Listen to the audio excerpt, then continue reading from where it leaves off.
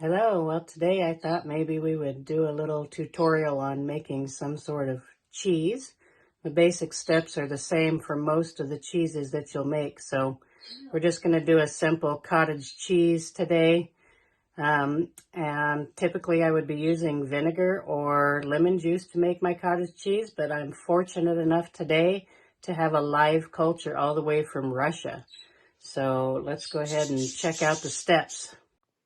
Okay, so I'm just going to do a half gallon of milk just to experiment with this first. And so the amount of culture she gave me is good for a full gallon. So I'm just going to go ahead and pour half of it in, about there. And then I'm just going to lightly set this lid on top. I'm not going to screw it down tight because of the fermentation and stuff. And then we'll just let this sit here at room temperature overnight, 12, 13 hours, something like that. And we'll begin in the morning. Okay, the culture has sat overnight, so we're going to go ahead and just transfer it into this pan so we can begin heating it. And we're just going to want to heat it until it's hot to the touch of the fingers. So I'm going to put it on the wood stove, and I've already got the wood stove sort of warmed up to just a light warm, low heat. It's not cranking. We don't want to heat this too fast. And then once we start to see it gets to that heat, we're just going to passively continue to heat it until it forms a curd. So let's go ahead and get it going. Okay, I'm just going to put this here on the stove to slowly heat it up and until the curd starts to separate. We won't let it get too hot.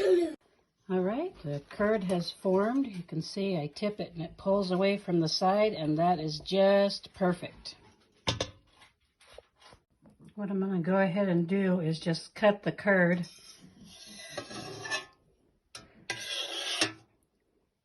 Lots of cream in there, that's what's on top. It's hard to cut straight and watch the video. Anyway, then we'll just go across this way a little bit. And I'll go ahead and I like to just do a little angle too, especially this is going to be cottage cheese, so small curd is not a bad thing. Anyway, we'll go ahead and let that just barely heat for a little while longer and let those curds separate just a little more, and then I'll strain them. We got some good clean breaks on the curd here, so I'm going to go ahead and strain this out. Usually the whey gets a little bit clearer than this, but I had a lot of cream in this batch, so that may have something to do with it.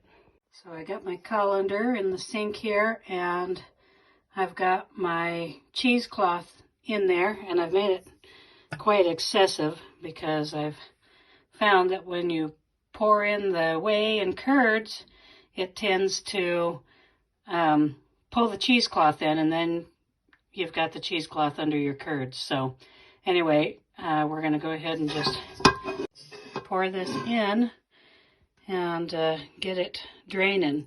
Now, typically, I would save all this whey to give to my animals,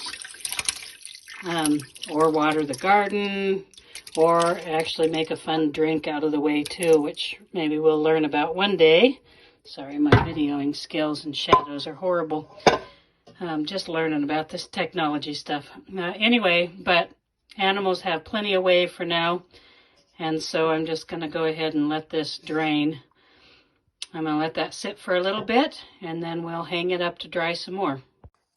Okay, I went ahead and got it hanging up there, and it's just draining for now, and we'll come back and check on it after a little bit. Okay, we've taken it down, and this is kind of what it looks like.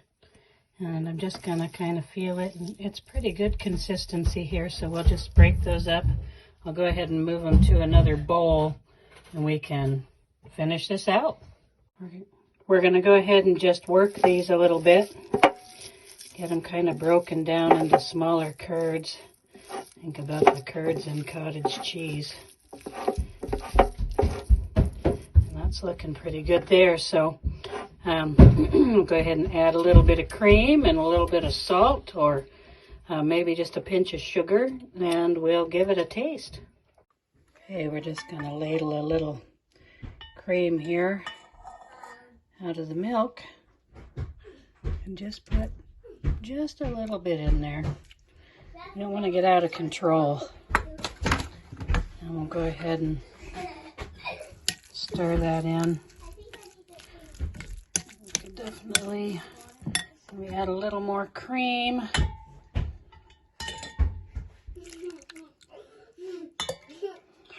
Here. And that's looking pretty good right there. That's a good cottage cheese consistency. Okay, we'll give it a taste test. That's pretty good. It's pretty mild.